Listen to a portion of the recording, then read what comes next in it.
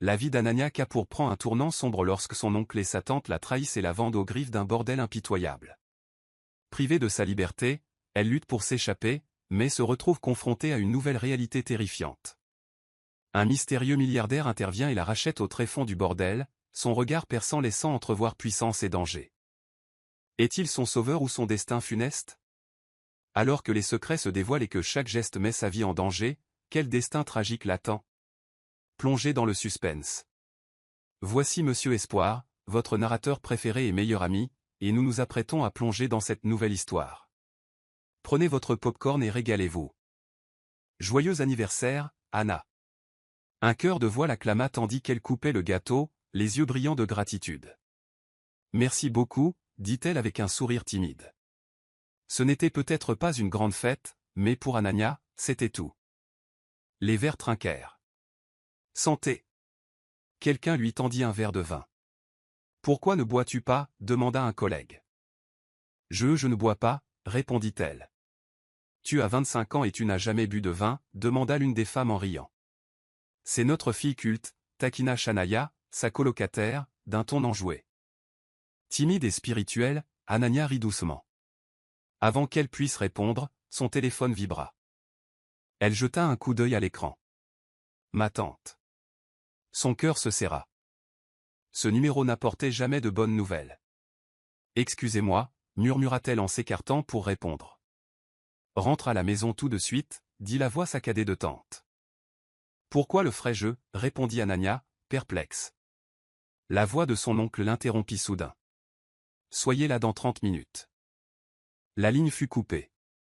De retour à la table, Shania leva les yeux. Tout va bien? Je dois partir, il y a une urgence chez mon oncle. Oh non, tu n'as pas besoin de t'excuser, Anna.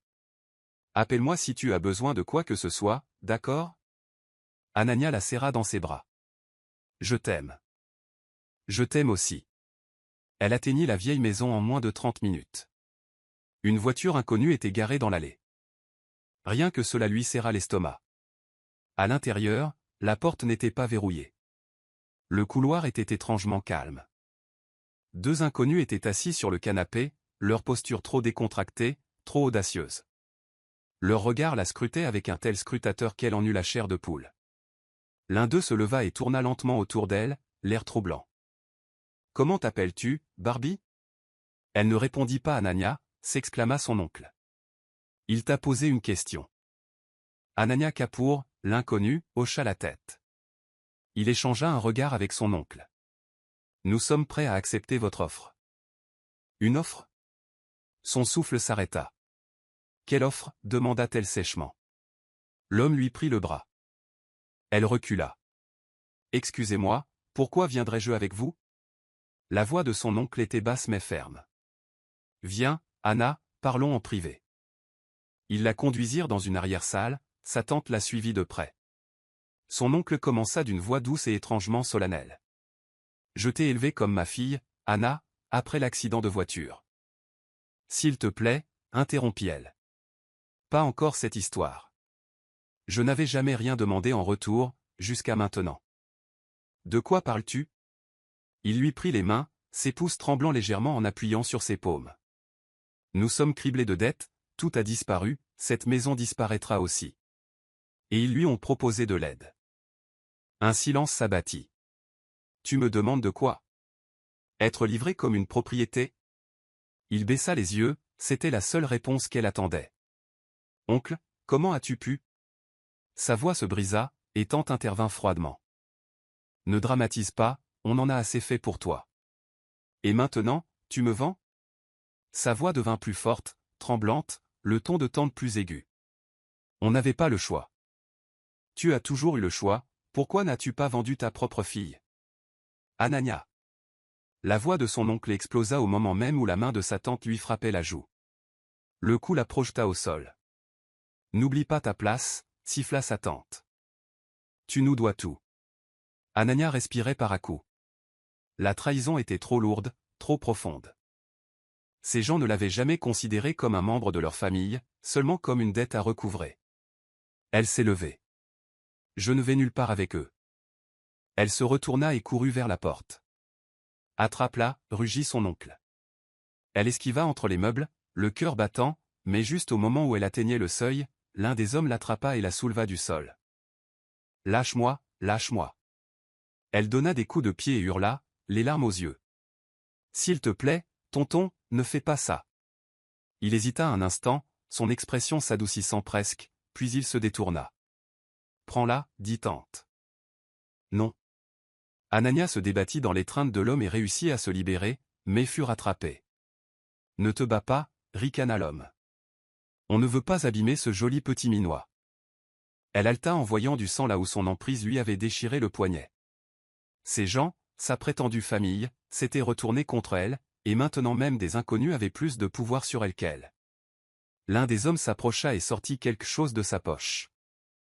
Faisons-le simplement, dit-il en lui pressant un chiffon contre le nez. Elle retint son souffle, luttant contre un vertige soudain et violent. L'odeur était forte, suffocante. Tu ne peux pas le retenir éternellement, murmura-t-il. Mieux vaut se reposer maintenant. Sa dernière pensée avant que le monde ne sombre dans les ténèbres fut un appel désespéré. Maman. Papa. Au secours. Anania se réveilla sur un sol froid et inconnu. Sa tête lancinait et ses oreilles résonnaient des sanglots discrets des autres. Alors que sa vue s'habituait à la faible lumière, elle réalisa qu'elle n'était pas seule. La salle était pleine de filles, des dizaines, beaucoup plus jeunes qu'elle, certaines à peine adolescentes. La peur se lisait sur tous les visages. Elle peinait à se redresser, le corps douloureux. La terreur régnait dans la pièce. « Tu es enfin réveillée, Barbie » dit une voix depuis la porte. C'était l'homme qui l'avait amenée ici, celui-là même qui l'avait aidé à monter de force dans la voiture. Il s'appuya nonchalamment contre le mur, un sourire narquois au coin des lèvres. Anania tourna lentement la tête, trop raide pour réagir rapidement. Ce surnom, prononcé avec moquerie, lui fit froid dans le dos. « S'il te plaît, ne m'appelle pas comme ça, dit-elle d'une voix cassante mais provocante. Il ricana, fougueux, j'aime ça. Il s'approcha, et Anania recula instinctivement, repoussant sa main lorsqu'il tendit la main pour lui toucher le visage. Garde tes mains pour toi, dit-elle sèchement. Il ne broncha pas, se contentant d'un large sourire. Tu apprendras bien assez tôt à connaître ta place, ne t'inquiète pas, tout le monde le fait. Je ne le ferai pas, murmura-t-elle, je préfère mourir que de capituler. Le regard de l'homme s'assombrit légèrement, mais il haussa les épaules. Ce n'est plus vraiment ton choix, tu nous appartiens désormais. L'estomac d'Anania se tordit, elle se releva, essayant de créer de l'espace entre eux. Je peux te payer, dit-elle rapidement, ce que tu veux, laisse-moi partir. Il rit, ce n'est pas comme ça que ça marche, tu n'es pas une personne ici, tu es un atout. Il fit un signe de tête au garde devant la porte. Allons-y, la reine veut vous rencontrer, se figea Anania. La reine ? Vous verrez. Il l'attrapa par le bras, mais elle le retira brusquement. Ne me touche pas. Tu es courageuse, dit-il en la regardant, mais le courage ne veut pas dire grand-chose ici. Résistant toujours, elle fut traînée hors de la salle de détention, le long d'un long couloir éclairé seulement par des ampoules vacillantes. Chaque pas résonnait comme un battement de tambour. Au bout du couloir se dressait une grande porte, que son ravisseur poussa. À l'intérieur, la pièce contrastait fortement avec la pénombre extérieure. C'était opulent, tapis, lustre, rideaux de velours, mais la chaleur attendue d'un tel luxe manquait. L'atmosphère était stérile, calculée. Une femme d'une cinquantaine d'années était assise sur un trône au centre de la pièce. Elle était bien habillée, posée, et tranchait des suparis avec une petite lame comme par rituel. Sa présence était glaçante. C'est elle, annonça l'homme en poussant Anania vers l'avant. Les yeux de la femme se plissèrent tandis qu'elle examinait la jeune fille devant elle. Assez ordinaire à première vue, murmura-t-elle, mais je le vois maintenant, une certaine expression dans ses yeux. Elle est forte, ajouta l'homme, elle se défend, elle se croit encore libre. Elle sera bientôt brisée, dit la femme froidement, puis elle se tourna vers Anania. Comment t'appelles-tu ? Anania resta silencieuse. Toujours têtue, la femme esquissa un sourire narquois. Bien, ça rend la chose plus amusante. Elle se leva et fit lentement le tour d'Anania, l'inspectant comme une œuvre d'art. Puis elle fit un geste dédaigneux de la main. Elle peut commencer dans l'aile des domestiques. Si elle se révèle utile, nous envisagerons une autre option. L'homme sembla sur le point de protester, mais se retint. Tu n'es pas spécial, ajouta la femme d'une voix glaciale. Tu es ici parce que tu as été acheté. C'est ta seule identité désormais. Anania serra les poings. Je ne reste pas ici. Tu peux m'enchaîner ou me frapper, mais je trouverai une issue. La femme haussa un sourcil. Testons cette détermination. Sans prévenir, elle gifla Anania. La force l'a presque déséquilibrée, mais Anania n'est pas tombée. Elle finira par apprendre, dit la femme. Emmenez-la en détention. De retour dans le couloir, l'homme la traîna de nouveau. On ne sait jamais quand se taire, murmura-t-il. Anania ne répondit pas. Son esprit s'emballait. Chaque seconde lui semblait une éternité. Elle devait survivre assez longtemps pour trouver une issue. Arrivé devant une porte verrouillée, il la poussa à l'intérieur. La pièce était sombre, sentait le renfermer et était vide. Pas de fenêtre, pas de meubles. Elle trébucha sur le sol lorsque la porte claqua derrière elle. L'obscurité l'engloutit. Sa respiration devint saccadée. Elle appuya son dos contre le mur, cherchant un peu de stabilité. Son corps lui faisait mal, son visage la piquait et son cœur était sur le point d'exploser. « S'il te plaît » murmura-t-elle dans l'obscurité. « S'il vous plaît, aidez-moi. » Mais personne n'est venu. Elle a rampé jusqu'à la porte et a frappé dessus, encore et encore. « S'il vous plaît, laissez-moi partir. Je n'ai rien à faire ici. » Aucune réponse. Des larmes coulaient sur ses joues tandis qu'elle glissait au sol. Elle se recroquevilla sur elle-même, les bras autour de ses jambes, le visage enfoui entre ses genoux. Vais-je un jour sortir d'ici? Quelqu'un essaiera-t-il seulement? La pièce était silencieuse, à l'exception de ses sanglots entrecoupés. Anania ne comptait plus le nombre de jours passés enfermée dans cette pièce sans fenêtre. Sans lumière naturelle, elle ne savait plus si c'était le matin ou le soir. Son corps la faisait souffrir, ses lèvres étaient sèches et gercées, et ses yeux la piquaient de déshydratation. Elle pouvait à peine bouger. La faim la rongeait, mais la soif la brûlait encore plus. Juste au moment où ses membres cédaient, la porte s'ouvrit en grinçant. Un rayon de soleil frappa son visage, la forçant à fermer les yeux. Lorsqu'elle parvint à les rouvrir, clignant des yeux à cause de la luminosité, elle le vit, l'homme qui l'avait amenée ici, debout dans l'embrasure de la porte avec un verre d'eau. De l'eau. Sa voix parvint à peine à s'échapper, rauque et brisée. Il ne le lui tendit pas tout de suite. Au lieu de cela, il sourit d'un air suffisant. « Tu veux de l'eau maintenant? Je pensais que tu étais prête à mourir. » Anania baissa les yeux. « S'il te plaît, » murmura-t-elle. Il s'accroupit à côté d'elle. « Je te donnerai de l'eau, et même de la nourriture. Mais d'abord, tu dois accepter de venir ce soir pour recevoir un invité. » Elle cligna des yeux, perplexe. « Invité? Quelqu'un d'important, des gens fortunés viennent ici et s'attendent à rencontrer des filles. Des nouvelles arrivantes, surtout celles qui sont encore intactes. » Son ton était glacial, son cœur battait la chamade. « Tu vas y aller, n'est-ce pas » dit-il en lui relevant le menton pour que leurs regards se croisent. « Ce soir, peut-être que tu auras de la chance. » Anania hésita, mais son corps était trop faible pour résister. Elle tendit la main vers l'eau. « Dis oui d'abord » dit-il en tirant le verre hors de sa portée. Elle serra les poings. « La survie d'abord, la fuite ensuite. » « D'accord. » Il sourit et lui tendit le verre. Elle le but d'un trait. La fraîcheur était presque euphorique. « Encore » proposa-t-il. Elle hocha la tête. « Je te donnerai à manger aussi, mais ensuite tu feras exactement ce que je te dis. » N'ayant pas d'autre choix, elle accepta. Il l'aida à se relever, l'espace d'un instant, respirant à nouveau l'air frais, elle eut l'impression de renaître. Il la conduisit vers une chaise près d'une petite table, dressée avec des mets chauds et parfumés. Son estomac gargouilla violemment. « Mange, dit-il, mais souviens-toi de notre accord. » Anania se mit à manger. Elle n'avait pas mangé une telle nourriture depuis des jours. Elle ignora sa présence, ignora son regard, se concentrant uniquement sur sa survie. Quand elle eut fini, elle s'essuya les lèvres et repoussa l'assiette. « Terminé » demanda-t-il. Elle hocha de nouveau la tête. « Bien. Maintenant, préparons-nous. » Il l'emmena dans une pièce remplie d'autres filles, toutes maquillées avec soin et portant des robes révélatrices. On lui tendit une robe rouge, moulante, courte, qui ne ressemblait à rien de ce qu'elle avait déjà porté. « Je ne peux pas porter ça, dit-elle d'une voix tremblante. Son expression s'assombrit instantanément. « Change, ou tu retourneras dans cette cellule. » Anania se figea, son ton ne laissant place à aucun doute.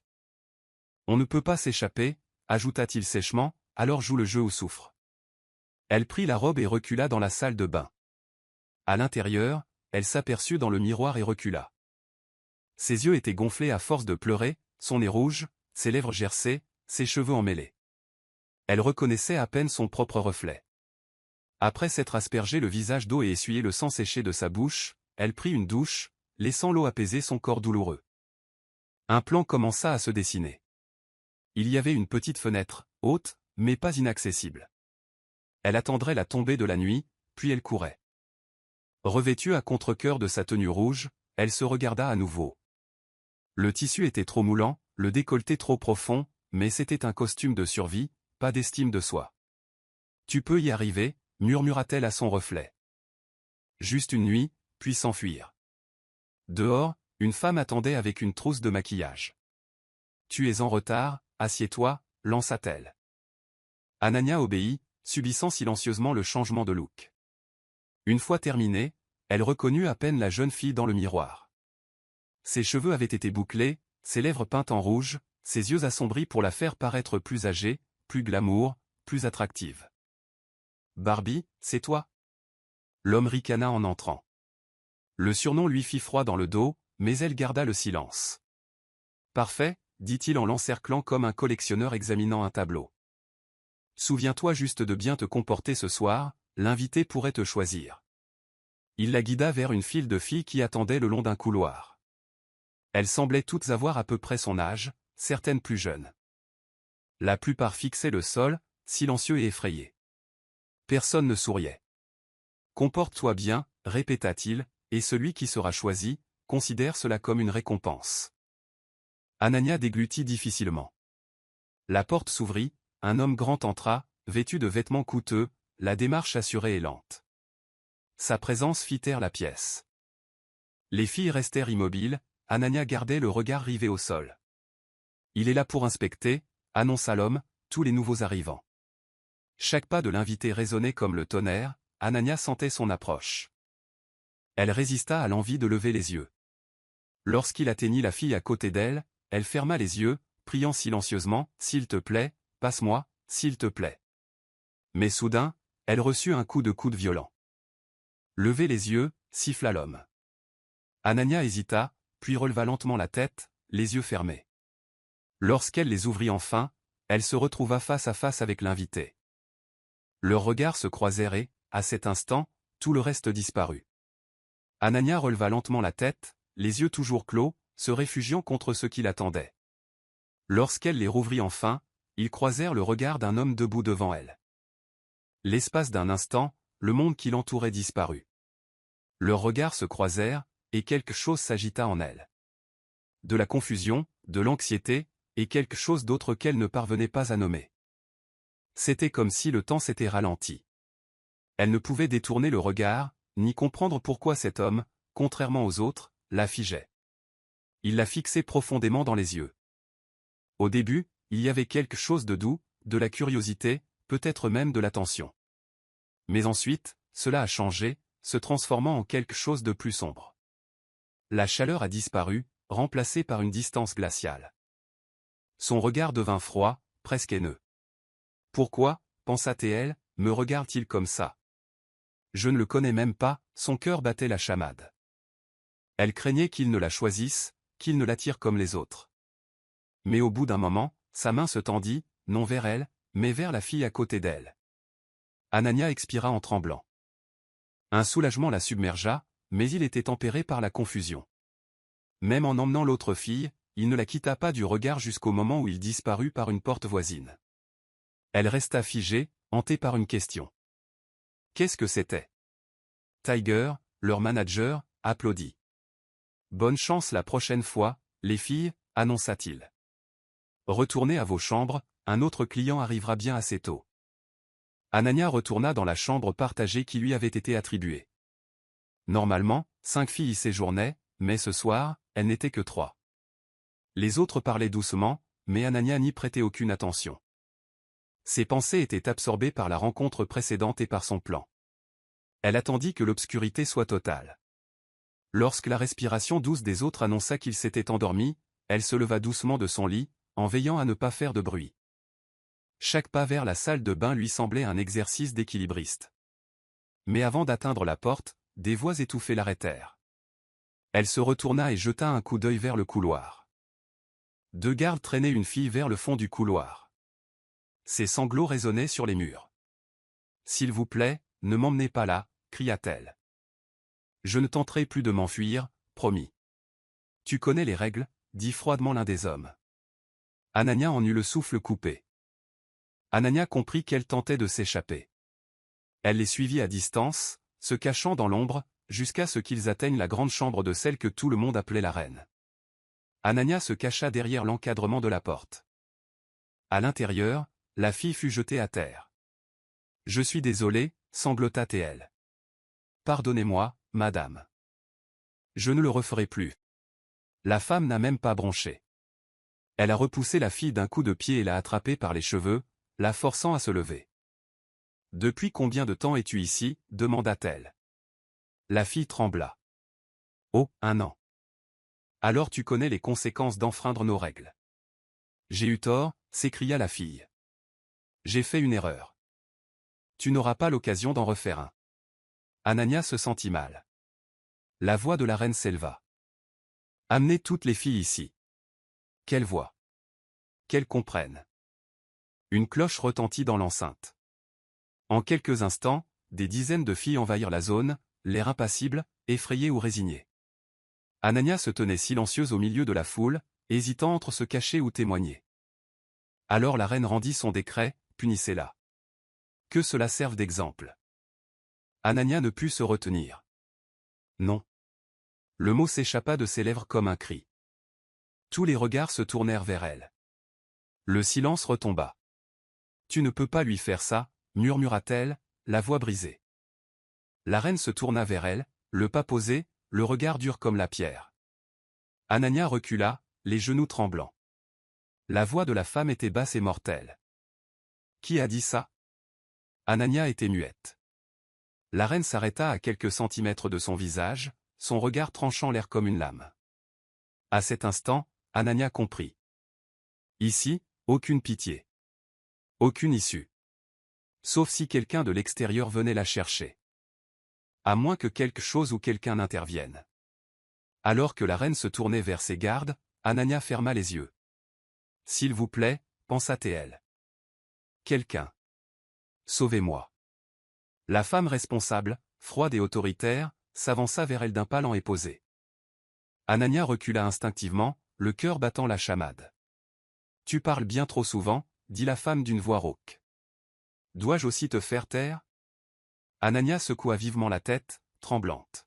« Alors, reste immobile et regarde » continua la femme d'un ton glacial. « Voilà ce qui arrive aux traîtres. Laisse cette scène te rester gravée dans la mémoire. Tu m'appartiens et tu ne partiras jamais sans ma permission. » Elle se retourna et fit signe aux gardes. 2 hommes s'avancèrent et maîtrisèrent une fille au centre de la pièce. Elle se débattit avec acharnement, la panique et le désespoir emplissant ses cris, mais leur emprise était implacable. Anania, pétrifiée par la peur, pouvait à peine respirer tandis qu'elle les observait. Personne ne s'approcha pour l'aider. Personne n'éleva la voix. Pas une seule main n'intervint. Tous restèrent immobiles, silencieux, effrayés. Le cœur d'Anania se serra douloureusement tandis que la jeune fille implorait sa pitié, ses sanglots résonnant dans la pièce. Puis l'un des gardes leva quelque chose dans sa main. Dès qu'il retomba, Anania se détourna, incapable de regarder. Elle entendit les cris de la fille, les halètements, le silence terrifiant qui suivit. Elle se boucha les oreilles et pressa ses paumes contre son visage. Elle ne pouvait pas le supporter. Son estomac se retourna violemment. Des souvenirs affluèrent, des souvenirs enfouis profondément, inexprimés, du jour où ses parents lui avaient été enlevés. Elle était trop jeune pour le comprendre à l'époque, mais l'image de leur corps, sans vie, immobile, ne la quitta jamais. ce jour-là avait gravé quelque chose dans son âme. Depuis, la simple vue de la violence, du sang, la rendait physiquement malade. Elle tituba jusqu'à la salle de bain et se pencha au-dessus du lavabo pour se vider l'estomac. Tout son corps tremblait tandis qu'elle se rinçait la bouche et pressait ses mains contre sa tête qui tournait. Elle tenait à peine debout. Cette nuit-là, alors qu'elle était recroquevillée sur son petit lit, une vérité résonnait sans cesse dans son esprit. Je ne pourrai jamais m'échapper seule de cet endroit, à moins que quelqu'un ne vienne à mon secours. Et, avec ce dernier murmure dans son cœur, Anania ferma les yeux et pria, « Seigneur, je t'en prie, sauve-moi. » 2 semaines s'étaient écoulées depuis la dernière visite de cet homme troublant. À ce moment-là, 3 autres hommes étaient arrivés. Tous cherchaient quelque chose qu'elle n'osait nommer. Anania avait eu de la chance. La première semaine, elle avait été malade, et la deuxième, il l'avait tout simplement laissée de côté. Même si elle était soulagée à chaque fois, elle savait que sa sécurité était temporaire. « Et, reprends-toi, il faut qu'on se prépare », dit une fille en la tirant doucement par le bras. Anania soupira, se leva et se laissa rhabiller. On lui maquilla le visage et, comme toujours, elle resta au bout de la file, essayant de disparaître derrière ses cheveux. Puis la porte s'ouvrit et l'homme entra. Contrairement aux autres, il ne scruta pas le groupe. Il marcha droit vers elle, le souffle coupé. Elle baissa les yeux, le cœur battant violemment dans sa poitrine. Ses paumes devinrent moites. Il s'arrêta devant elle. « Pas elle », intervint rapidement quelqu'un. « Elle n'est pas prête, je l'envoie dans un instant. » Les genoux d'Anania faillirent céder de soulagement lorsque les autres furent renvoyés. Mais Tigre s'approcha d'elle, l'air dur. « Qu'est-ce que c'était » demanda-t-il. « Je ne veux pas y aller » murmura-t-elle, les yeux brillants. « Tu crois que tu as le choix » dit-il en la saisissant par le bras. « C'est un VIP, il vaut mieux ne pas gâcher ça. » Il la poussa dans la pièce et verrouilla la porte derrière elle. Il était là, assis en silence sur une chaise, en train de fumer. Il ne la regarda pas. On aurait dit qu'il était perdu dans ses pensées, les yeux rivés sur le mur. Elle resta immobile, incertaine de ce qu'elle devait faire. « Viens ici » dit-il d'un ton neutre, sans croiser son regard. Anania hésita. « Je n'aime pas me répéter » prévint-il en éteignant enfin sa cigarette. Pourtant, elle ne pouvait pas bouger. Il se leva lentement et s'approcha d'elle, le regard froid et indéchiffrable. Elle recula pas à pas jusqu'à ce que son dos heurte le mur. « Comment t'appelles-tu » demanda-t-il. « Ah, Anania » balbutia-t-elle. Il le répéta lentement, comme pour tester sa sensation. « J'ai payé pour être ici » dit-il froidement. « Tu vas coopérer ou pas ?» Les larmes lui montèrent aux yeux. « S'il te plaît, je n'étais pas censé être là. Je n'ai pas choisi ça. J'étais pris. » Il la fixa un long moment, son expression difficile à déchiffrer.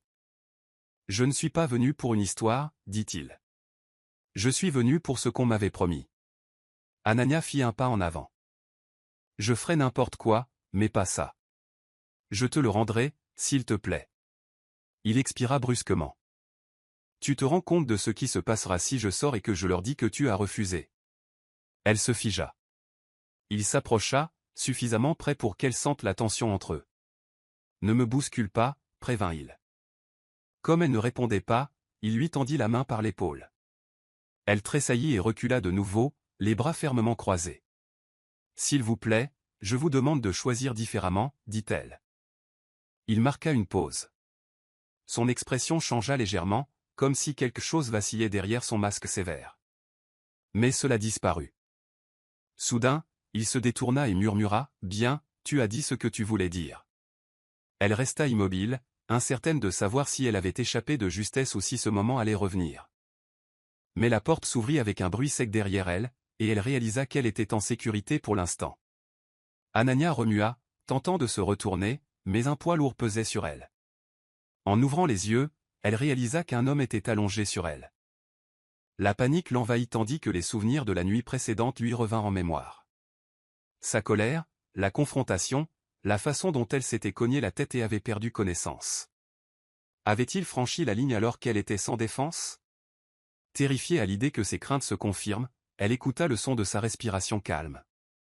Son bras était enroulé autour de sa taille, sa jambe reposait sur les siennes, et son souffle caressait son cou. La chaleur de son corps était réconfortante, mais son poids était suffocant. Rassemblant son courage, Anania baissa lentement les yeux, se préparant au pire. Juste à ce moment-là, un coup violent frappé à la porte la fit sursauter. « Réveille-toi » dit une voix venue de l'extérieur. L'homme s'agita et ouvrit les yeux, les fixant des siens. Leurs visages n'étaient qu'à quelques centimètres l'un de l'autre. L'espace d'un instant, son regard s'adoucit, mais tout aussi vite, il se transforma en quelque chose de plus froid, de plus dur. Pourquoi la regardait-il toujours avec autant de dédain? Que avait-elle fait pour mériter son mépris? On frappa à nouveau, brisant le silence. Il cligna des yeux et se leva, la libérant de son emprise. Un frisson la parcourut tandis que la chaleur disparaissait. Anania baissa les yeux vers elle. Ses vêtements étaient déchirés, mais ses sous-vêtements étaient en place. Elle ne ressentait aucune douleur, aucune violence physique. Un soulagement l'envahissait. Malgré tout, sa dignité restait intacte. Il ne lui avait fait aucun mal pendant qu'elle était inconsciente. Un sourire fragile caressa ses lèvres. Elle leva les yeux et le vit boutonner sa chemise, l'air indéchiffrable. Il y avait quelque chose en lui, une guerre intérieure, perceptible seulement par instants fugaces. Elle voulut le remercier, mais ne savait pas par où commencer. Alors qu'il s'apprêtait à partir, elle laissa échapper « Attendez, merci d'avoir respecté mes souhaits. » Il s'arrêta et se retourna légèrement. « Ne sois pas trop content, » répondit-il froidement. « Je ne profite pas des filles inconscientes, c'est tout. » La chaleur de son cœur s'estompa. Pourquoi a-t-il fallu qu'il soit si cruel, voire indécent? « Puis-je vous demander quelque chose » dit-elle en hésitant. Il haussa un sourcil. « Peux-tu m'aider à sortir d'ici » Les mots jaillirent, et presque instantanément, elle les regretta. Et s'il le disait à quelqu'un? Et si on la punissait? Il s'approcha, les mains dans les poches, la scrutant du regard. Elle se recroquevilla dans le lit, serrant fermement la couverture. « Tu veux vraiment partir » demanda-t-il. Elle hocha vivement la tête, l'espoir vacillant dans sa poitrine. « Qu'est-ce que j'aurai en retour? Je ferai n'importe quoi, mais s'il vous plaît, sortez-moi d'ici. Je ne peux pas survivre ici. » Il étudia son visage, comme s'il pesait ses mots. Puis, sans réponse, il se retourna et s'éloigna. Quelques instants plus tard, une voix lui ordonna de quitter la pièce. L'effroi s'insinua. Elle s'enveloppa dans la couverture et s'engagea dans le couloir, préparée au pire. Elle le vit parler à la reine, la femme qui régnait sur cet endroit avec un sourire et une force d'acier. Son estomac se serra. L'avait-il trahi? Alors que la reine s'approchait, Anania s'attendait à une gifle, mais la femme lui caressa doucement la tête. « Tu as fait du bon travail » dit-elle avec un sourire étrange. « Va prendre une douche. » Déconcertée, Anania obéit. Son esprit s'emballa. Cette gentillesse était-elle réelle, ou juste un masque avant quelque chose de pire? Dans la salle de bain, elle jeta la couverture et aperçut son reflet. Son visage était maculé de maquillage, ses cheveux étaient emmêlés et un bleu sombre marquait son cou. La première marque. Elle la toucha avec précaution, grimaçant. Elle resta sous la douche pendant ce qui lui sembla une éternité, essayant d'effacer chaque souvenir, chaque trace. 20 minutes plus tard, elle sortit et trouva une autre fille en train de faire ses bagages. « Que se passe-t-il » demanda Anania. « Tigre m'a dit de faire ta valise. »« Pourquoi ?»« Parce que tu pars » répondit une voix. Tigre était entré dans la pièce. « Tu pars » répéta-t-elle. L'homme avec qui tu étais à acheter. Le cœur d'Anania se serra. « Quoi ?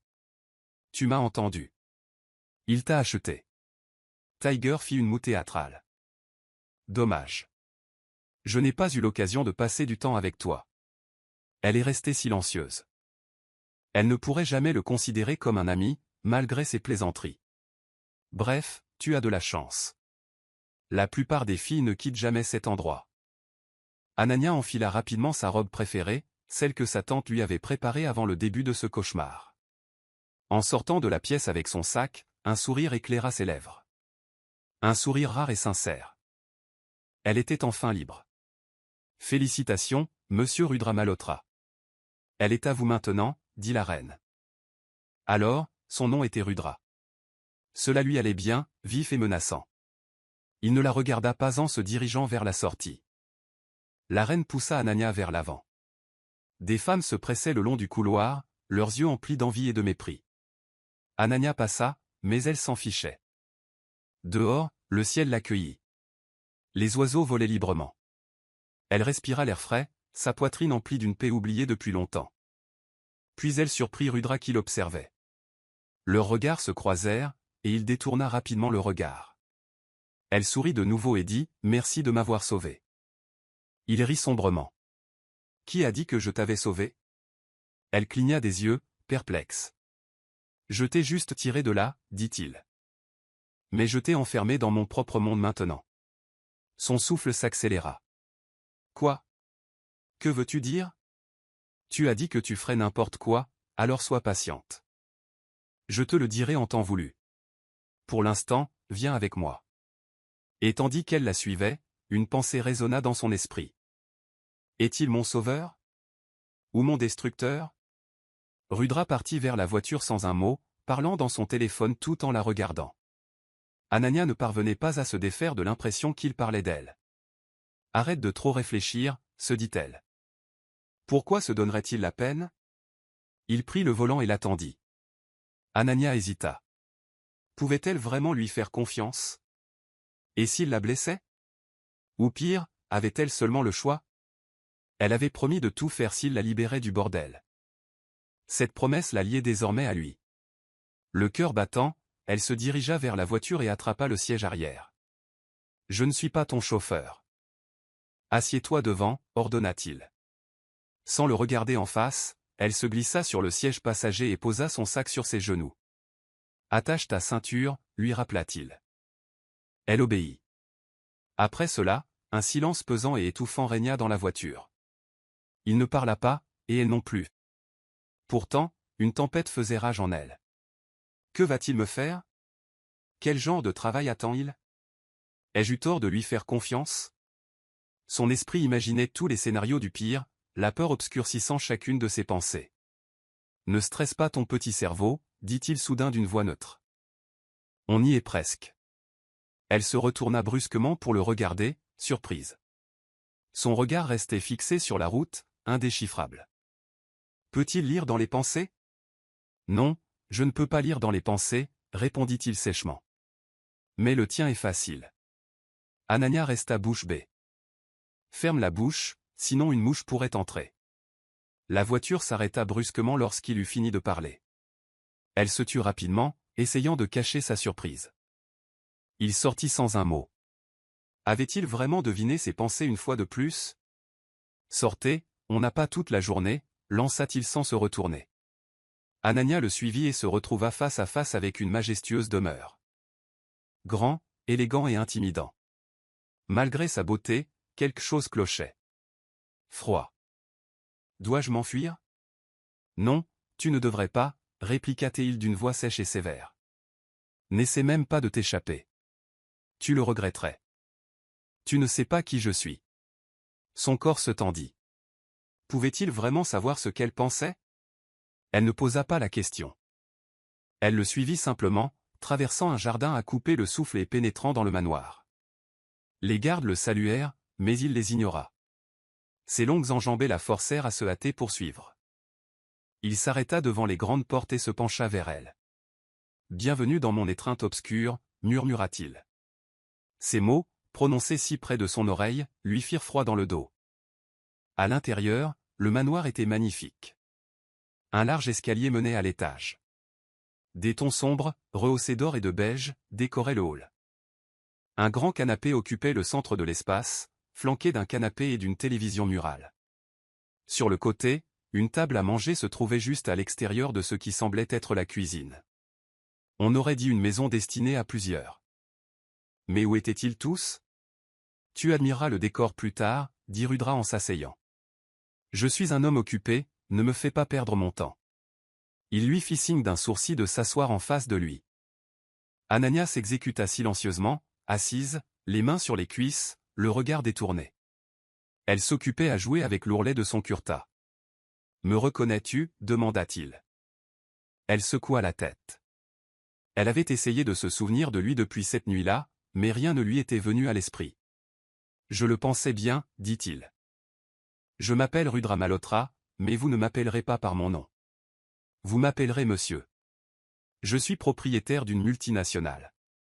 Je suis l'un des hommes les plus riches du pays. Anania n'a pas réagi. Sa fortune ne signifiait rien pour elle. On me dit que je suis sans cœur et sans pitié, a-t-il poursuivi. Et ils ont raison. Je ne fais preuve d'aucune gentillesse, surtout envers des gens comme vous. Son ton était venimeux, clairement destiné à l'intimider. Il se renfonça dans le canapé comme un roi sur son trône, l'observant d'un regard perçant et inflexible. Tu avais dit que tu ferais n'importe quoi si je te libérais de cet endroit. Elle est restée silencieuse. Quand je demande quelque chose, j'attends une réponse. Il a rétorqué. Oui, murmura-t-elle. Bien. Maintenant, sais-tu combien j'ai payé pour te faire sortir? Elle secoua la tête.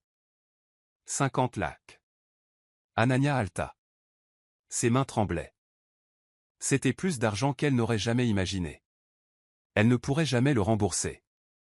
Rudra sembla de nouveau lire dans ses pensées. Je sais que tu ne peux pas me le rembourser. C'est pourquoi j'ai une offre.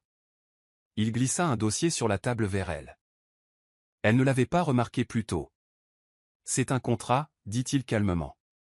Il stipule que tu resteras ici comme ma maîtresse pendant 3 ans. Tu pourvoiras à mes besoins personnels, quels qu'ils soient. Je ne te paierai pas, mais une fois le contrat terminé, tu seras libre. Ses mains tremblaient en ramassant les papiers. Les mots se brouillèrent devant ses yeux. Le monde semblait s'écrouler sous ses pieds. Anania prit le contrat des mains de Rudra, tremblante. Tandis que ses yeux parcouraient les mots sur la page, le monde autour d'elle s'estompa. Le sol sous ses pieds sembla se déplacer et son souffle se coupa. Une minute de silence s'écoula avant qu'elle ne prenne enfin la parole. Quel genre de travail est-ce? Rudra se pencha en arrière avec un sourire narquois. Bonne question. Honnêtement, je pensais que Dieu donnait la beauté et oubliait l'intelligence. Il rit à son propre commentaire, mais Anania l'ignora. Elle avait besoin de réponses, pas d'insultes. Tu me rembourseras cette somme en travaillant comme ma femme de chambre, dit-il. Tu t'occuperas de tout, de la gestion de mes tâches quotidiennes à mon assistance au bureau. Tu demanderas la permission avant toute action, surtout avant de parler à un homme. Tu seras disponible jour et nuit pour répondre à tous mes besoins.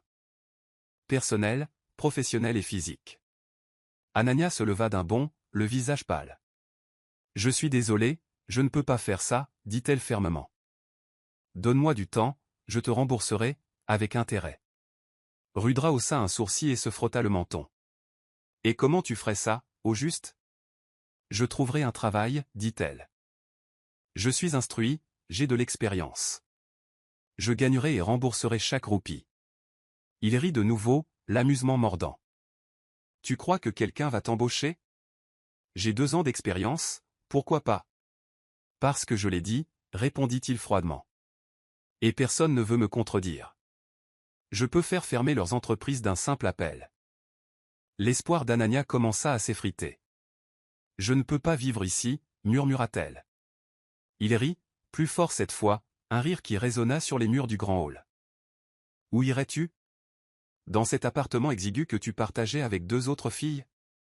Ou chez ton oncle fauché qui n'a même pas de toit? Ses yeux s'écarquillèrent.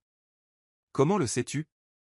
Je mets un point d'honneur à tout savoir sur tout ce que je possède. Tu es chère, Anania. Tu crois que je t'achèterais sans avoir fait mes devoirs? Elle déglutit difficilement. Oh, et ton oncle, ajouta-t-il nonchalamment. Il me doit encore de l'argent, même après t'avoir vendu. Sois reconnaissante que je n'ai pas ajouté cela à ta dette. Anania sentit ses genoux trembler. Il s'avança vers elle, réduisant la distance qui les séparait.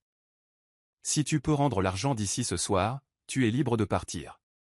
Sinon, signe le contrat. Il prit les papiers et les lui remit entre les mains. Je ne fais pas de transactions verbales, a-t-il expliqué. Je suis un homme d'affaires. Cela m'assure que vous ne vous enfuyez pas et que je ne sois pas payé. Si vous rompez le contrat ou tentez de vous échapper, la pénalité est d'1 crore de roupies. 1 crore? Ces mots lui échappèrent. Vous avez jusqu'au soir, dit-il, et il s'éloigna. Elle se tenait seule au centre de la salle, le contrat serré dans ses mains. Elle était à la croisée des chemins, coincée entre un passé impossible à retrouver et un avenir qu'elle ne désirait pas. Une voix douce interrompit ses pensées. « Bonjour. » Anania leva les yeux et vit une fille de son âge.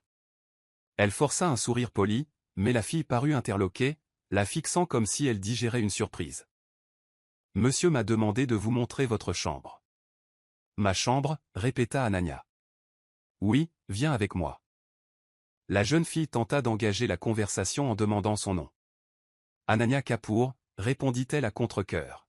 « Joli nom. »« Alors, il t'a embauché comme nouvelle domestique ?» demanda la jeune fille d'un ton détaché. Anania hocha la tête. « Bonne chance » dit la jeune fille, mais cela ressemblait plus à un avertissement qu'à un encouragement. « Je m'appelle Chiara » ajouta-t-elle. « Tu n'as rien demandé, alors j'ai pensé te le dire. »« Oh, désolé. »« C'est bon, on pourrait peut-être devenir amis. » Elle lui tendit la main. Anania hésita, mais la serra avec un petit sourire. Chiara semblait gentille, peut-être trop gentille pour cet endroit.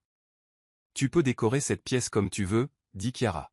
« Appelle-moi si tu as besoin de quoi que ce soit, je suis généralement dans la cuisine. » Sur ce, elle partit. La chambre était simple, un lit simple, une armoire en bois, une fenêtre avec un rideau et une salle de bain attenante. Anania posa son sac sur le lit et s'assit, dépliant à nouveau le contrat. La journée s'est transformée en heure de contemplation. Ce soir-là, Chiara est revenue. Monsieur attend dans le couloir, il dit qu'il veut une réponse, mais j'ignore laquelle. Anania hocha la tête, sa décision déjà prise. Elle avait passé la journée à peser le pour et le contre et conclu qu'elle n'en avait aucune. Le salaire de son ancien emploi ne suffirait pas, elle n'avait aucun bien, personne à qui demander de l'aide, et elle ne pouvait pas vivre sous le poids d'une dette qu'elle ne rembourserait jamais. Sa main tremblait lorsqu'elle signa les papiers. Lorsqu'elle les tendit à Rudra, il parut satisfait.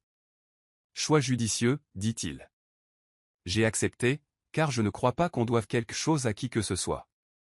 Voyons voir ce que tu fais, alors, dit-il en lui faisant signe de s'asseoir. Je me lève à 6 heures, tu te réveilleras à 5 heures pour préparer mon café et commencer tes tâches matinales. Ma chambre et ma salle de bain devraient être impeccables à mon retour de la salle de sport.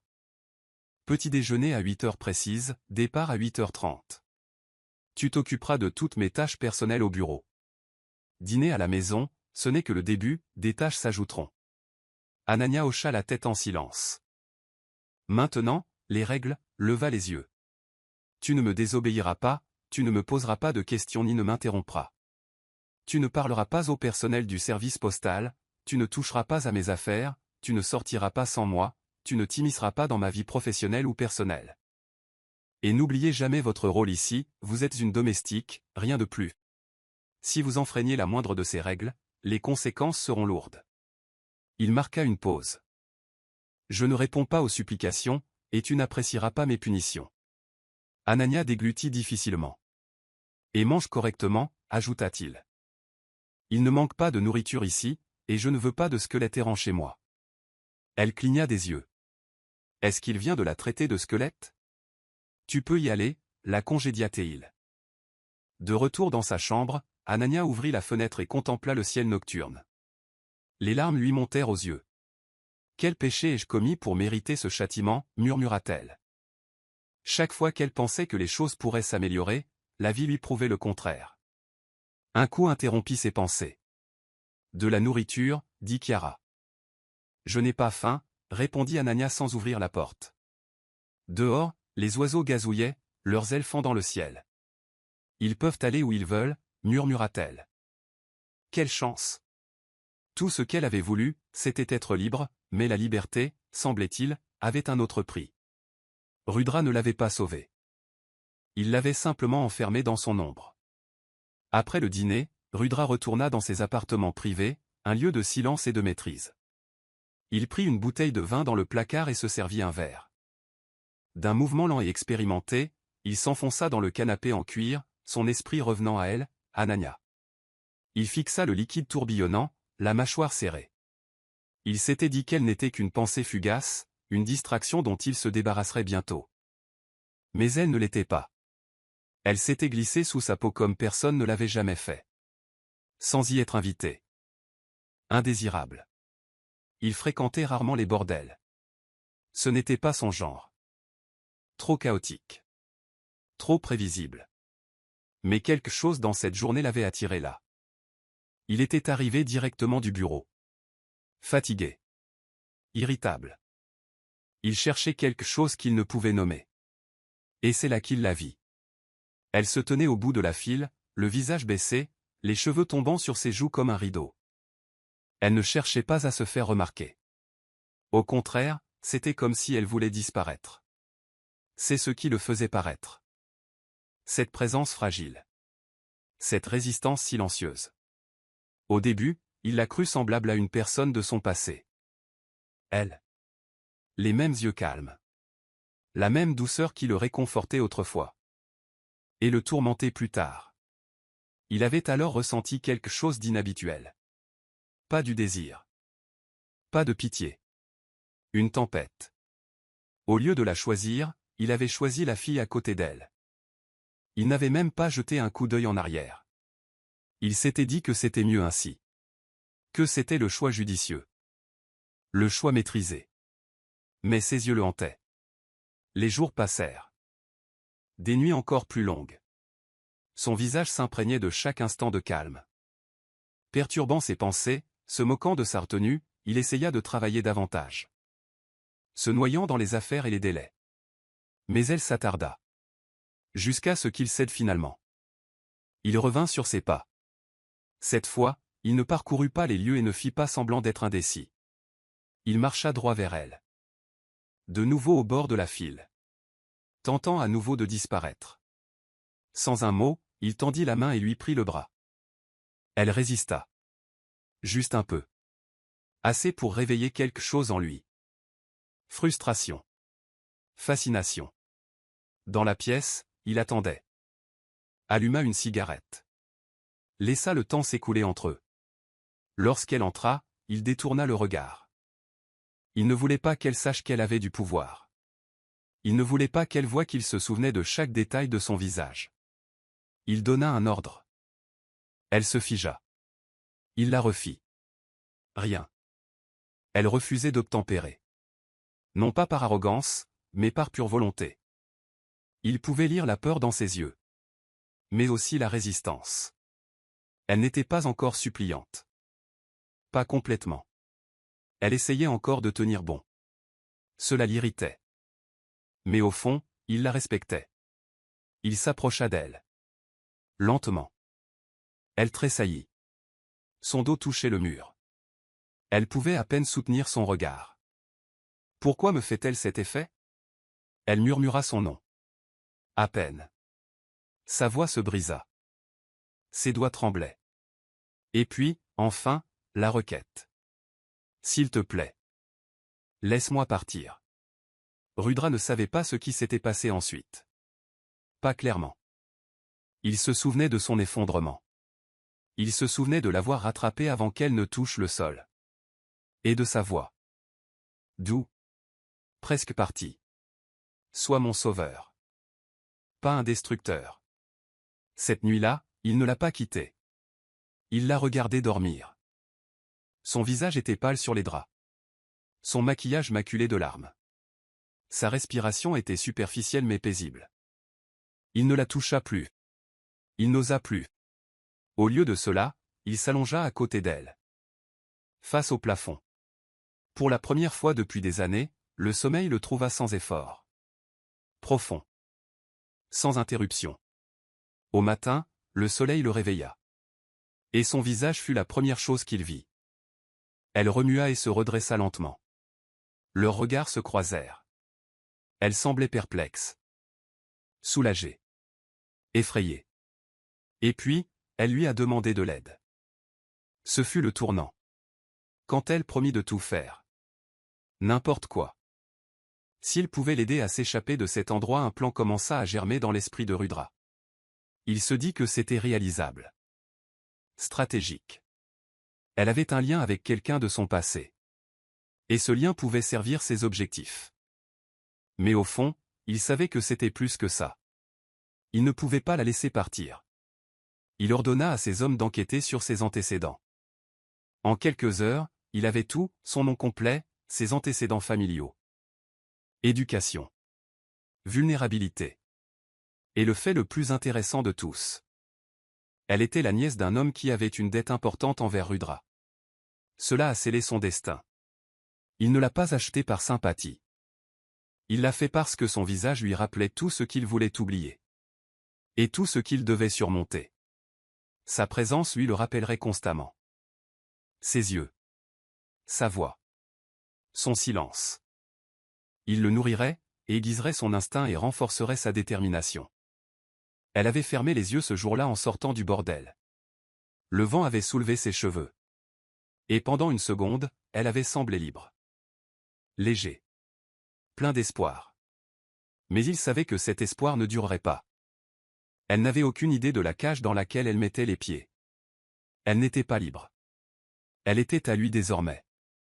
Pas pour le briser. Pas pour le chérir. Mais pour lui rappeler à quoi ressemble l'innocence avant que le monde ne l'écrase. Et quand elle ne remplirait plus cette fonction, il la laisserait partir. Comme toutes les belles choses qu'il avait détruites. Le sommeil d'Anania fut doucement interrompu par la douce sonnerie d'une alarme. Elle s'agita, les yeux toujours fermés, tandis que les douces mélodies du matin emplissaient l'air. Le chant des oiseaux s'échappait de sa fenêtre. La lumière du soleil filtrait à travers les rideaux. Elle caressa son visage de chaleur. L'espace d'un instant, elle ressentit une sensation de paix. Enveloppée dans le confort de sa couette, elle aurait aimé pouvoir rester un peu plus longtemps dans cette fragile illusion.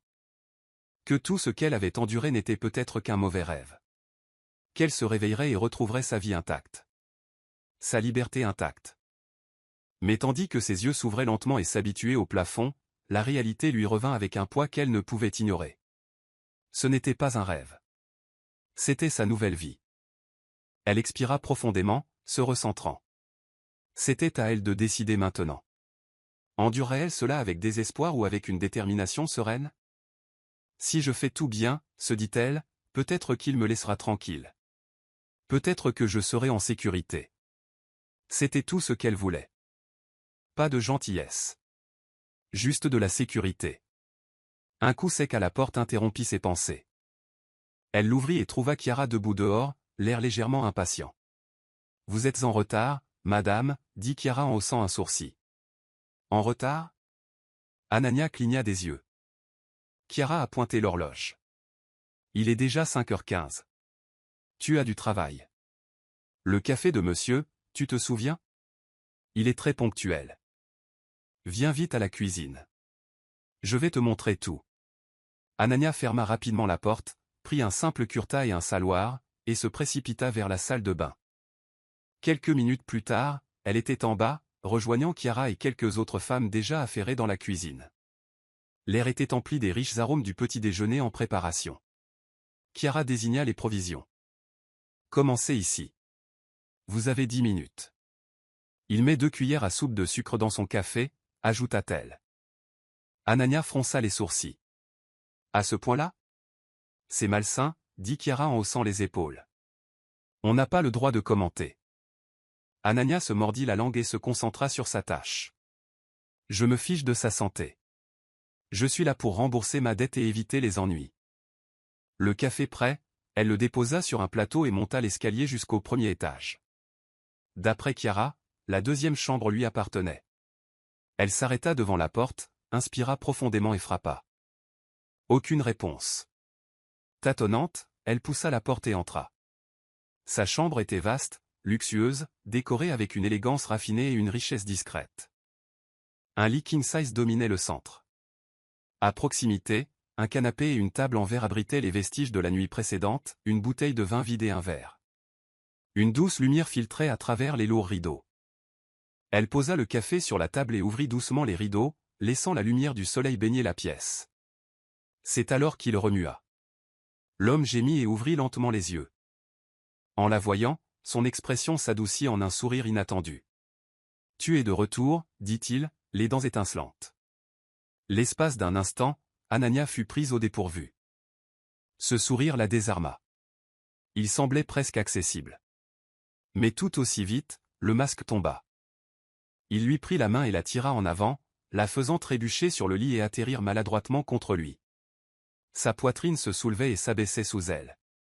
Il lui caressa la tête et le dos d'une main, un contact trop familier. Elle se tendit. Puis, tout aussi brusquement, il la repoussa et se redressa. « Ne me touche plus jamais, ni à mon lit », lança-t-il. Anania le fixa, stupéfaite. Que venait-il de se passer? Quelques instants plus tôt, il l'avait prise dans ses bras. Maintenant, il la traitait comme si elle avait envahi son espace. « Comprends », dit-il d'une voix teintée de menace. Elle hocha la tête. « Oui. »« Oui, quoi, monsieur ?»« Bien. » Il lui tendit la main. « Mon café ?» Elle me le tendit sans un mot. Puis elle quitta la pièce pour aller chercher des produits d'entretien, revenant peu après pour commencer son travail.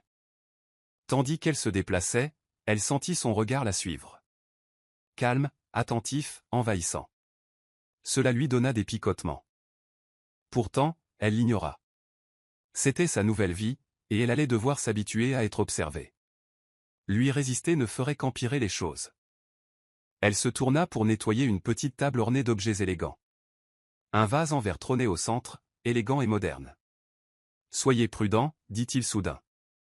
Ce vase est importé, il coûte 70 000 roupies. » Elle cligna des yeux et continua d'une main délicate. Elle passa à une autre pièce. « Celui-là, c'est 85 000. » Pourquoi me dit-il le prix de tout, pensa-t-elle, légèrement agacée. Pour lui rappeler, il répondit, comme s'il lisait dans ses pensées. « Je suis très possessif avec mes biens. » Il s'approcha par derrière. « Plus une chose a de valeur, plus je la protège, » murmura-t-il. Il était proche maintenant. Trop proche. Elle sentait la chaleur qui émanait de lui. Son souffle effleura son épaule tandis qu'il se penchait, la prenant dans ses bras. « Je ne tolère pas une seule égratignure sur ce qui est à moi, » murmura-t-il à son oreille. Anania se figea, puis, d'un coup, il recula. « J'attends de l'eau et mes vêtements prêts après la salle de sport. » Pas d'attente, pas d'excuse, dit-il en sortant de la pièce. Ce n'est que lorsque la porte s'est refermée qu'elle a réalisé qu'elle avait retenu son souffle. Elle termina ses tâches, prépara soigneusement sa tenue et s'assura que tout était conforme aux instructions de Chiara, jusqu'à son gel douche préféré. Puis elle partit avant son retour. Dans la cuisine, elle s'enquit de son petit déjeuner. « Du jus de courge amère » dit Chiara. Anania fit la grimace. « Ça explique beaucoup de choses. »« Quoi ? » ?»« Rien, » répondit-elle rapidement. Elle lui servit le petit déjeuner juste au moment où il descendait, impeccable et bien habillé. Il s'assit, jeta un coup d'œil à l'assiette, puis la regarda. « Pourquoi restes-tu planté là ? Va te préparer pour le bureau, » acquiesça Anania. « Et mange quelque chose. Je n'aime pas les gens paresseux autour de moi, » ajouta-t-il en sirotant son jus. « Tu as 20 minutes. » Elle se précipita dans sa chambre, prit 2 tranches de pain grillé et sirota son thé en se changeant. Cela lui rappela son ancien travail, toujours pressé, toujours multitâche. Elle pensa à sa cousine Rui, à la façon dont leur tante la poursuivait avec une cuillerée de nourriture. Mais personne ne courait jamais après Anania. Elle avait toujours pris soin d'elle. 15 minutes plus tard, elle est arrivée en gynéo. Il l'a regardée et a froncé les sourcils. « C'est ça que tu portes ?» Elle a hoché la tête avec hésitation. Il s'approcha. « Tu ne porteras plus ça. » Anania baissa les yeux, perplexe. « Qu'est-ce qui ne va pas ?» Il lança un regard noir. « Ne discute pas », se penchant en avant, il tira sur l'encolure et la déchira légèrement. Elle haleta. « Mon entreprise fabrique des vêtements, » dit-il sèchement. « Que pensez-vous que mes employés diront si vous arrivez dans cet état ?» Ces mots la blessèrent profondément. « J'ai des critères, même si tu n'en as pas, » semblait-il dire. Des larmes lui piquèrent les yeux, mais elle ne les laissa pas couler. « Chiara, » aboya-t-il. « Donne-lui quelque chose de convenable à porter. Je ne veux pas que les gens pensent que je l'ai ramassé dans la rue. » Puis il s'est retourné et est parti. « Tu as 5 minutes, » lança-t-il par-dessus son épaule. « Si tu n'es pas dans la voiture d'ici là, tu es parti. » Anania resta plantée là, le souffle court, les mains serrées.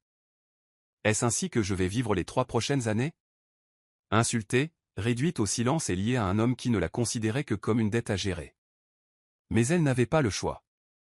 C'était sa nouvelle vie. Chiara avait prêté à Anania une chemise et un jean, qui, heureusement, lui allaient bien, hormis l'ourlet légèrement plus court dû à sa grande taille. Elle se changea rapidement et se précipita vers le parking, ne voulant pas mettre à l'épreuve la patience de Rudra. Il était déjà assis dans la voiture, et lorsque son regard la parcourut de la tête aux pieds, il lui adressa un léger signe de tête approbateur. Elle se glissa discrètement dans la voiture, choisissant le coin le plus éloigné du siège, gardant autant de distance que possible. Au démarrage du moteur, elle tourna le visage vers la fenêtre. La brise matinale caressa sa peau comme un murmure de liberté temporaire. Pour l'instant, du moins, elle était sortie de cette cage dorée. Elle remarqua que Rudra regardait au loin ou consultait son téléphone. Parfois, elle le trouvait indéchiffrable, comme un homme qui retient ses tempêtes derrière un visage serein. Au bout d'environ 25 minutes, la voiture s'arrêta. Le chauffeur ouvrit la portière de Rudra tandis qu'Anania sortait seule. L'air était vif et, lorsqu'une rafale de vent lui fouetta le visage, elle ferma instinctivement les yeux pour se calmer. Lorsqu'elle les ouvrit, un imposant bâtiment de verre se dressait devant elle, moderne, élégant, arborant fièrement le nom d'une entreprise textile. Le soleil matinal brillait à sa surface. Des personnes en tenue de soirée se précipitaient dans l'entrée, tandis que les gardes géraient le flux. Rudra se pencha vers elle, la voix basse et sèche. « Je ne m'attends à aucun faux pas de ta part. Réfléchis à 2 fois avant de faire une bêtise. » Ces paroles le blessèrent, non pas par leur contenu, mais par sa façon de les prononcer, avec fermeté et sans aucune douceur. Elle hocha la tête en silence tandis qu'il avançait d'un pas décidé, ignorant tout sur son passage. Elle le suivit comme prévu. À l'intérieur, tous les employés qui le remarquaient se levèrent immédiatement pour le saluer. Aucun ne reçut de réponse. C'est donc ainsi qu'il dirige son monde, pensa-t-elle, froid, distant, respecté, par peur. Tous se tournèrent vers elle. Leurs regards curieux la suivaient comme si elle était une étrangère parmi eux. La plupart étaient des hommes. Évite-t-il volontairement d'embaucher des femmes ? Se demanda-t-elle, mais elle repoussa cette idée. Ce n'était pas son problème. Rudra s'adressa à la salle sans se retourner. Voici Anania Kapoor, ma nouvelle assistante personnelle. Si vous tenez à votre travail, reprenez le travail. Sans attendre, tout le monde a repris ses tâches, comme des machines programmées. Ils entrèrent dans l'ascenseur. Rudra se tenait au centre, majestueux et confiant, tandis qu'elle se réfugiait dans un coin. Il appuya sur le bouton du 5e étage. Le silence entre eux était pesant, presque étouffant. Elle pouvait à peine respirer en sa présence. Dès que les portes de l'ascenseur s'ouvrirent, elle poussa un soupir de soulagement. Puis une voix joyeuse s'éleva. « Bonjour, mon pote. » Une femme de l'âge de Rudra s'approcha avec un sourire éclatant et le serra dans ses bras. Il lui répondit avec la même familiarité. L'aisance qui les unissait fit réfléchir Anania. Sont-ils ensemble ? Se demanda-t-elle. Leur aisance mutuelle laissait présager quelque chose de proche. Puis la femme la remarqua. Ses yeux s'écarquillèrent, sa bouche légèrement ouverte. Anania toucha instinctivement son visage, se demandant si quelque chose clochait. Avant que la femme puisse parler, Rudra lui posa sa question sans qu'on lui pose la question. Voici Anania Kapoor, ma nouvelle assistante personnelle. Oh, dit-elle en formant un petit O avec ses lèvres. Alors, tu l'as virée. Son numéro est toujours là, répondit Rudra. Elle s'occupe juste de mes affaires personnelles maintenant. La femme les regarda tour à tour, les yeux plissés. Alors, c'est ta nouvelle petite amie, demanda-t-elle d'un ton enjoué en lui donnant un léger coup de poing sur le bras. Petite amie, ricana Rudra. Non. Puis, regardant Anania droit dans les yeux, il ajouta, elle m'appartient. Le regard d'Anania resta fixé au sol. Possession ? Répéta la femme, confuse. Ne réfléchis pas trop. Suis simplement les instructions, répondit Rudra, oubliant le sujet. Il se tourna vers elle. Je veux des vêtements pour elle ce soir. Tu connais mes critères. Compris, capitaine, sourit-elle, puis se tourna vers Anania, la main tendue. Salut, Dolly, hésita Anania. Bonjour. Allez, souris un peu, dit la femme d'un ton enjoué. Au fait, je m'appelle Tani, mais je t'appelle Dolly. Ton visage est trop mignon pour ne pas le faire. Anania hocha la tête avec hésitation. Ça va. Tani la conduisit dans un petit studio pour prendre ses mesures. Elle bavardait sans arrêt, tandis qu'Anania répondait par des sourires polis et des hochements de tête occasionnels. Je vais te faire des tenues tellement magnifiques qu'il ne pourra pas te quitter des yeux, dit-elle avec un clin d'œil. Anania se tendit. C'est la dernière chose que je souhaite, murmura-t-elle. Et si je ne voulais même pas qu'il me regarde? Tani marqua une pause. Tu as dit quelque chose? Anania sourit nerveusement. Non, juste que je devrais y aller. Bon, il va piquer une crise si tu es en retard. De retour dans le couloir, Anania demanda à un homme à proximité où se trouvait le bureau de Rudra. Tu as un rendez-vous, demanda-t-il sans détour, les yeux toujours rivés sur son écran. Non, mais il a dit qu'il voulait que je sois à son bureau dans une demi-heure. Son nom? Anania Kapoor. L'homme leva les yeux et la scruta brièvement. Ah, compris. Allez tout droit puis à gauche. Son bureau est là, dépêchez-vous. Il n'aime pas attendre. Elle le remercia et se précipita dans le couloir. Une plaque sur la porte indiquait « PDG Rudra Malhotra ». Elle frappa. « Entrez », dit-il. À l'intérieur, un autre homme était assis en face de Rudra, et dès qu'elle entra, son regard se posa sur elle, lui donnant un pincement au cœur. « Eh bien, qui est cette belle dame » demanda l'homme avec un sourire déconcertant. Anania ne répondit pas. Elle garda les yeux baissés, mal à l'aise. « C'est mon assistante personnelle » dit Rudra d'un ton neutre. « Ton assistante ou ton nouveau jouet ?» L'homme rit. L'expression de Rudra changea de ton. « Monsieur Verma, c'est une réunion d'affaires. Elle est avec moi, et quand quelqu'un est avec moi, il est hors de portée. Compris ?» Verma leva les mains. Bien sûr, c'était juste pour plaisanter. Rudra se tourna vers elle. Va faire 2 cafés. Anania hocha vivement la tête et partit, le cœur battant. L'atmosphère dans la pièce était devenue suffocante. Elle ne pouvait pas sortir assez vite. Quelques minutes plus tard, elle revint avec le café, équilibrant soigneusement le plateau. Sans lever les yeux, elle s'approcha de la table et posa les tasses, impatiente de partir. Mais au moment où elle s'apprêtait à reculer, elle sentit des doigts s'enrouler autour de son poignet. C'était Verma. Ses yeux s'écarquillèrent. Comment osait-il? Sa peau se mit à frissonner. Rudra n'avait pas encore réagi, mais son souffle se coupa. Pour qui me prend-il? Alors qu'Anania tendait la main vers le plateau pour la retirer, Monsieur Verma lui saisit soudain le poignet. Son souffle se coupa. Ses yeux s'écarquillèrent sous le choc. Comment osait-il? Son étreinte se resserra lorsqu'elle tenta de se dégager, ses doigts s'enfonçant dans sa peau. Si doux, murmura-t-il. Rudra ne dit rien. Je dois dire, Monsieur Malhotra, ajouta Verma sans la quitter des yeux, que vous avez toujours un goût impeccable, qu'il s'agisse de voiture ou de compagnie. Anania eut la chair de poule. Son regard était envahissant, la parcourant avec une familiarité qui lui retourna l'estomac. Elle scruta l'expression de Rudra à la recherche d'une quelconque intervention, d'un signe qui arrêterait tout cela.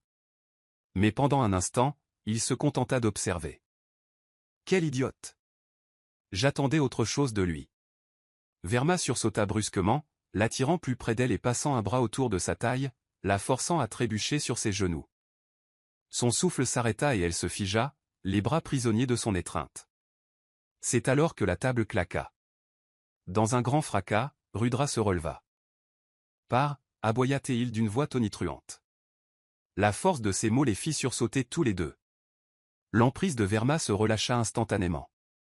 Anania en profita pour reculer, reculant jusqu'à ce que sa colonne vertébrale heurte le mur. Ses mains tremblaient. J'ai dit, pars, répéta Rudra, cette fois avec une telle fureur que ses mots firent trembler l'air autour d'eux. Verma se leva lentement, la mâchoire serrée. Tu fais une erreur, Rudra. Comme si ça m'importait. Tu regretteras de m'avoir manqué de respect comme ça.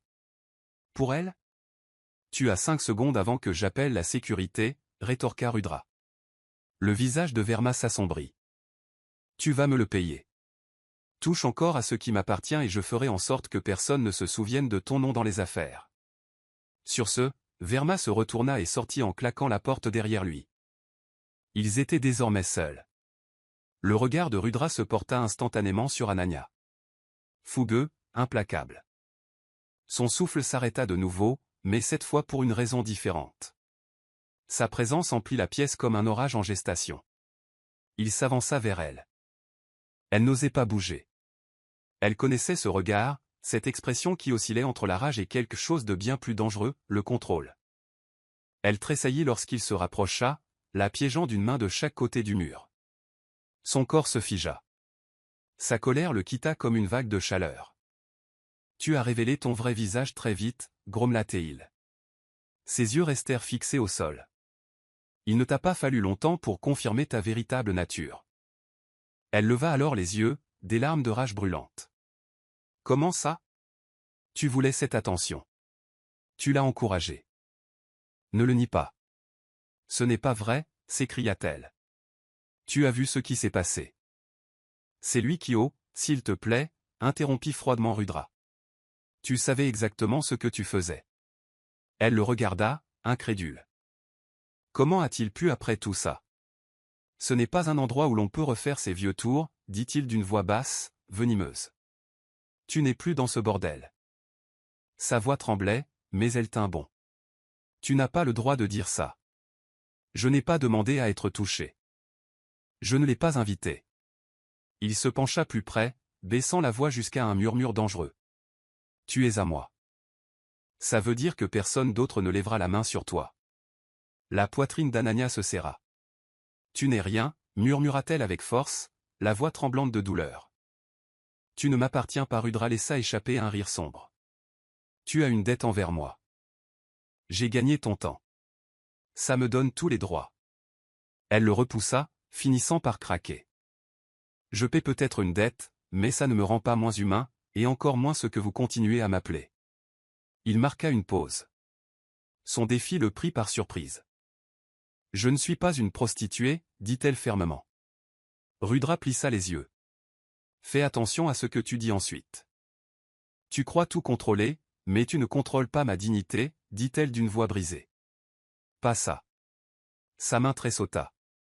Pendant un instant, elle crut qu'il allait s'en prendre à elle. Mais au lieu de cela, il expira brusquement et recula. Tu marches sur un fil, dit-il. Je préfère tomber plutôt que de continuer à prétendre que je le mérite, dit-elle, le menton tremblant mais levé. Le silence qui suivit ressemblait à un champ de bataille, figé dans le temps. Finalement, il lui tourna le dos.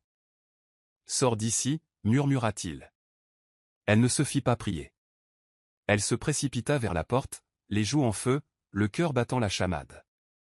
Seule dans le couloir, Anania s'appuya contre le mur froid et ferma les yeux.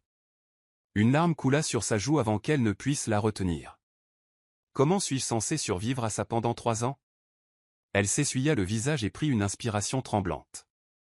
Seigneur, si tu m'écoutes, aide-moi, s'il te plaît. Une semaine s'était écoulée depuis l'incident dans le bureau de Rudra. Anania avait fait de son mieux pour rester invisible, pour ne pas le gêner et pour éviter de commettre des erreurs. Mais même quand elle y parvenait, il semblait toujours trouver une raison, un détail, de la réprimander. Au fil des jours, elle apprit que sa colère n'était pas légère. Elle surgissait comme un feu, soudaine, dévorante, dangereuse. Et elle n'avait aucune envie de se faire brûler à nouveau. Pourtant, hormis quelques accès de colère, la semaine se passa tranquillement. C'était samedi. Après avoir préparé son petit déjeuner, Anania se retrouva avec un luxe rare, du temps libre. À moins que Rudra ne lui donne des ordres précis, elle pouvait enfin se reposer. Elle décida d'aller à la bibliothèque, un sanctuaire paisible où les livres pourraient lui offrir l'évasion que sa vie lui refusait. Elle venait à peine de rincer une assiette lorsqu'une voix résonna dans le couloir. Anania. L'assiette lui glissa des mains et se brisa dans l'évier. Chiara se précipita à ses côtés. Que s'est-il passé? Tu as fait quelque chose? Il a l'air furieux. Anania secoua la tête. Je ne sais pas ce que j'ai fait cette fois. Anania. Le second cri fut encore plus fort, lui faisant froid dans le dos. Sans un mot, Anania monta en courant, le cœur battant. Sa chambre était vide. Elle scruta l'espace avec confusion jusqu'à ce qu'elle aperçoive un mouvement derrière le verre dépoli de la salle de bain. Sa silhouette se tenait droite, tendue. Elle hésita devant la porte, la main figée en l'air. « Je te veux ici, tout de suite. » Aboya-t-il comme s'il voyait à travers la vitre. Prenant une grande inspiration, Anania entra. La salle de bain était humide, la vapeur s'accumulait. Rudra se tenait debout, torse nu, vêtu d'un pantalon ample, des gouttes d'eau s'accrochant à sa peau. Elle baissa aussitôt les yeux vers le sol. Il n'attendit pas. « Alors c'est comme ça que tu comptes te venger ?» Elle fronça les sourcils. « Monsieur ? Ne jouez pas les innocents, rétorqua-t-il. Tu crois que je ne vois pas clair dans ce que je fais ? Je ne comprends pas, balbutia-t-elle. Il désigna la baignoire. Pourquoi l'eau est-elle si chaude ? Anania cligna des yeux. Je croyais qu'il faisait froid dehors. J'ai juste ouvert un peu le robinet. Alors maintenant, tu as décidé de ce qui était le mieux pour moi ? Elle secoua la tête. Non, monsieur, je ne voulais pas ai-je demandé de l'eau chaude ? Aboya-t-il en faisant un pas vers elle. Son dos heurta la paroi vitrée. Qui t'a donné la permission de l'ajuster ? Demanda-t-il. Sa gorge se serra. C'était une erreur. Je ne m'en étais pas rendu compte. Il se pencha. Erreur ou pas, il y a des conséquences. Avant qu'elle puisse réagir, il lui attrapa le poignet et la tira vers la baignoire. La panique la submergea. S'il vous plaît, je suis désolé. Je ne le referai plus, supplia-t-elle. Je veillerai à ce que tu ne le fasses plus, dit-il froidement. Il la poussa doucement mais fermement dans la baignoire. L'eau était chaude. Inconfortablement chaude. À tel point que ça piquait. Elle haleta, les mains éclaboussant l'eau tandis qu'elle essayait de se stabiliser. « Monsieur, il fait trop chaud. »« C'est ce que j'essaie de vous dire, » répondit-il. Elle essaya de se redresser en déplaçant son poids. Mais à chaque mouvement, il la bloquait d'une main. « Ma peau elle brûle. Que cela me serve de rappel. J'ai appris. »« S'il te plaît, » murmura-t-elle d'une voix tremblante. Il la regarda, puis, au bout d'un moment, la tira hors de l'eau et l'aida à se relever. Ses vêtements lui collaient au corps, trempés et lourds. Sa peau était teintée de rose par la chaleur. Elle évitait son regard, serrant ses bras autour d'elle. « Oui, » commença-t-elle. « Je regarde, » dit-il avant qu'elle ait pu terminer. Son expression changea. Il ne criait plus, mais le silence qui le remplaça était pire. Il fixait la pièce, indéchiffrable. Anania fit un pas prudent en arrière, essayant de quitter la salle de bain, mais il s'avança rapidement, la bloquant d'un bras. « Où crois-tu aller ?» Il ouvrit le robinet de la douche. L'eau froide jaillit du plafond, les arrosant tous les deux. Elle haleta à cette sensation. C'était soudain, mais apaisant, cela calmait la chaleur persistante sur sa peau. Pendant un instant, elle resta là, les yeux fermés, laissant le froid l'envahir. Cela engourdit la douleur. Cela calma sa panique. Lorsqu'elle rouvrit les yeux, il était toujours là, trempé, à l'observer. Il s'avança et la retint dans ses bras. Son expression n'était plus celle de la colère. C'était autre chose, conflictuelle, indéchiffrable. Leurs regards se croisèrent et se soutinrent. Elle voulut détourner le regard, mais quelque chose dans son regard la retint. Il se pencha légèrement, à voix basse. « Tes yeux, toujours des tours, » murmura-t-il. Elle tressaillit quand sa main s'approcha de sa joue, mais il ne la toucha pas, se contentant de la survoler. L'air entre eux était lourd de tension, chargé de non-dits. « Je ne sais pas à quel jeu tu joues, » murmura-t-il, « mais je vais le découvrir. » Anania serra les poings. « Je ne joue à aucun jeu, » murmura-t-elle, mais elle n'était pas sûre qu'il l'entende, ni qu'il le veuille. « Combien de temps pourrais-tu te cacher de moi, hein ?» murmura Rudra en frottant la joue d'Anania du revers de la main. Anania resta figée sous la douche froide, incertaine de la direction que prenait tout cela. Le visage de Rudra se rapprocha, ses lèvres effleurant sa mâchoire, la rugosité de sa barbe claire effleurant sa peau. Ils étaient restés sous l'eau glacée pendant près de 10 minutes. Bien que le corps de Rudra protégeât sa partie supérieure, le froid s'infiltrait dans ses os. Ses pieds étaient engourdis et un frisson la parcourut. Rudra s'arrêta, planant juste au-dessus de son cou, inspirant profondément avant d'expirer un souffle froid contre sa peau moite. Il y déposa un chaste baiser, puis commença à la caresser doucement, ses mains posées sur sa taille nue, traçant des cercles paresseux. Le tissu trempé collait étroitement à son corps, accentuant chaque mouvement et chaque contact. Il releva la tête, souffla doucement derrière son oreille avant d'y déposer un baiser. Un gémissement tremblant s'échappa involontairement de ses lèvres, et un étrange battement d'estomac la secoua, des sensations nouvelles et inconnues qu'elle ne savait comment gérer. Rudra rit sombrement à sa réaction. Ce son la secoua, la honte et la culpabilité lui serraient la poitrine. Comment pouvait-elle se permettre ne serait-ce qu'une lueur de plaisir après tout ce qu'il avait fait? Après qu'il l'avait traitée de prostituée? Son corps la trahissait, et elle détestait ça. « Que fais-tu, Anania ?» la gronda sa voix intérieure d'une voix cinglante. Ses lèvres traçaient un chemin lent et sensuel de derrière son oreille jusqu'à sa clavicule. Il n'embrassait pas, il laissait simplement ses lèvres effleurer sa peau, exacerbant sa sensibilité. Elle glissait, perdant pied avec la réalité. Elle devait l'arrêter avant que quelque chose d'irréversible ne se produise. Ses mains se pressèrent contre sa poitrine, déterminées à le repousser.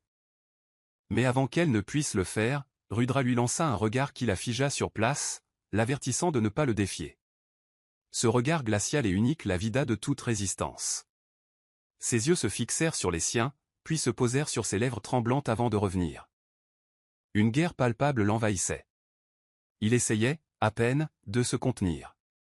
Anania se mordit la lèvre pour en arrêter le tremblement.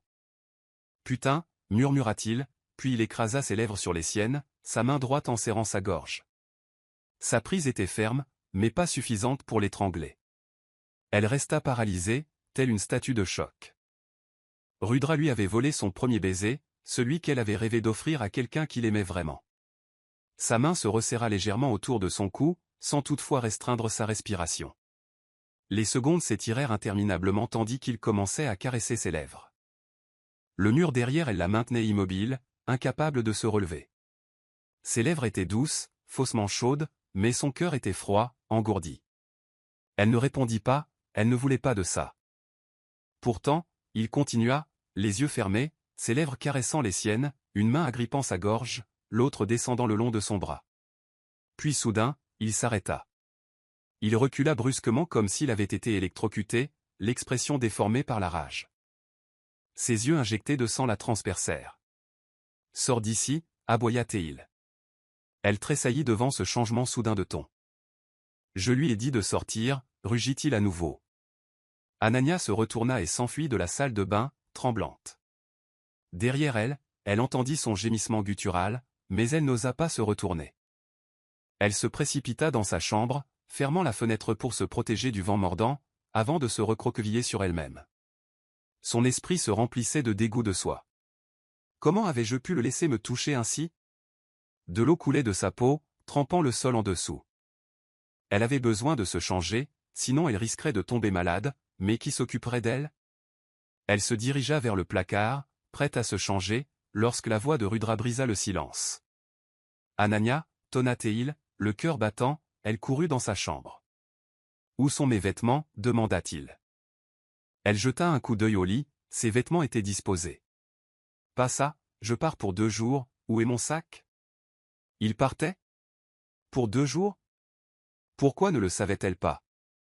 Dites quelque chose, rétorqua-t-il. Donnez-moi 5 minutes, monsieur, balbutia-t-elle en claquant des dents. Ses lèvres étaient devenues violettes à cause du froid, une réaction trop familière. Ignorant son état, elle se précipita pour préparer son sac et revint rapidement avec. Toujours pieds nus, encore trempée, elle se tenait sur le sol de marbre gelé. Son mal de tête s'intensifia. Rudra, quant à elle, s'habilla en silence. Sans se soucier de son état, elle se retourna pour partir. « Où crois-tu aller » demanda-t-il froidement. « T'ai-je demandé de partir ?» Elle secoua la tête.